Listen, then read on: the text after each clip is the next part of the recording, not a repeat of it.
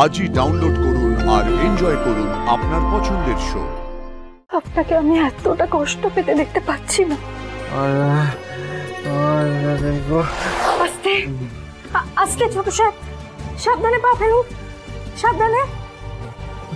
ছোট সাহেব সাবধানে সাবধানে। মা আমাকে ক্ষমা করছে না, মা আমার সাথে কথা বলছে না। বলবেন বলবেন বলবেন দেবীমা, আপনি সাথে ঠিক কথা বলবেন। সাবধানে।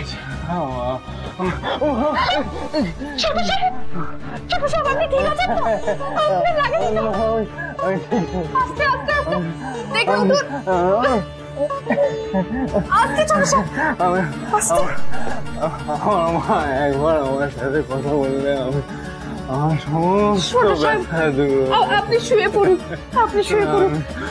মায়ের কাছে আমি নিয়ে যাব আপনাকে, আমি নিয়ে যাব। আপনি শুয়ে পড়ুন এখন। আমি এক্ষুনি যাবো, আমি এক্ষুনি মায়ের কাছে।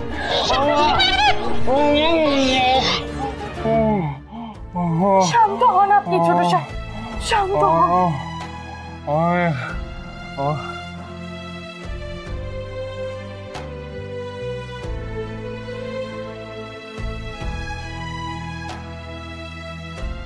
তুমি আমাকে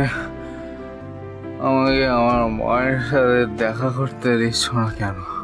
কারণ এখন আপনাকে ঘুমোতে হবে। আমি এখনই দেখা করব, আমি দেখা করব মা। কিন্তু ছোট সাহেব, দেবীমা তো এখন বিশ্রাম নিচ্ছেন। দাদা কি হয়েছে? মা যদি জানতে পারে তার বড় ছেলে তার সাথে দেখা করতে এসেছে, তাহলে মা আমার সাথে দেখা করবে, আমার সাথে দেখা করবে। এখন যাওয়াটা ঠিক হবে না ছোট সাহেব, আপনি বিশ্রাম নিন, একটু ধৈর্য ধরুন। আমি আর পারছি না, আমি পারছি না কুসুম, আমি মায়ের সাথে পারছি না কুসুম। আমি মায়ের কাছে, আমি মায়ের আমি নিয়ে যাবো আপনাকে, আমি নিয়ে যাবো আপনাকে।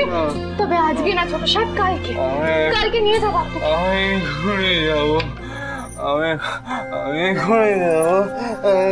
বিশ্বাস করুন ছোট সাহেব, এখন যাওয়া যাবে না। আপনি এখন বিশ্রাম নিন, আমি আপনাকে কালকে নিয়ে যাবো। আর ঘুম পাচ্ছে না কুসুম, আমার কষ্ট হচ্ছে, আমার কষ্ট হচ্ছে মা। আমি জানি ছোট সাহেব, কিন্তু দেবীমা যদি আপনাকে এই অবস্থায় দেখেন তাহলে উনিও তো কষ্ট পাবেন।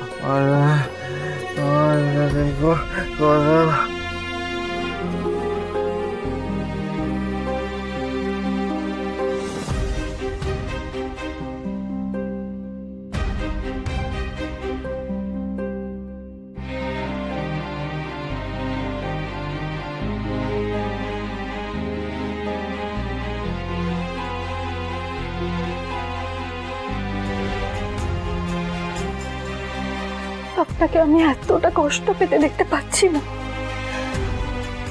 না। আমি চেষ্টা করব আমি যেন আপনার আর দেবী মায়ের মাঝে প্রাচীর ভেঙে দিতে পারি।